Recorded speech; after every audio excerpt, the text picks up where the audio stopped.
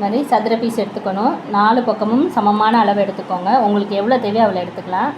இது ரெண்டு ஃபஸ்ட்டு வந்து இப்படி முக்கோணமாக நம்ம மடிப்போம்ல, ட்ரையாங்கிள் அது மாதிரி மடிக்கணும். அடுத்து வந்துட்டு திருப்பி இந்த சைடு ரைட் சைடு உள்ளதை இந்த ட்ரையாங்கிளை இந்த பக்கத்தில் கொண்டு வரணும். இந்த முக்கோணத்தை இந்த பக்கத்தில் கொண்டு வரணும். இது வந்துருச்சா? இந்த மாதிரி வரும். அதுக்கப்புறம் நீங்கள் என்ன செய்யணும், இந்த ரோப்பை எடுத்து சென்டரில் வச்சுட்டு இதை இப்படி மடிச்சுக்கணும். இப்போ நான் இந்த கார்னரில் அப்படியே தைக்கணும். இந்த ஓரத்தில் பார்த்துக்கோங்க, ரோப்பு இங்கே முனியிலேருந்து இங்கே வரைக்கும் இருக்குது. உள் பக்கமாக தான் ரோப்பு வரணும், வெளிப்பக்கமாக வரக்கூடாது.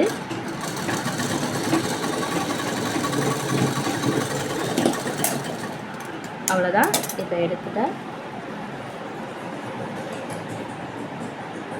இந்த மாதிரி டிசைன் வந்துடும்.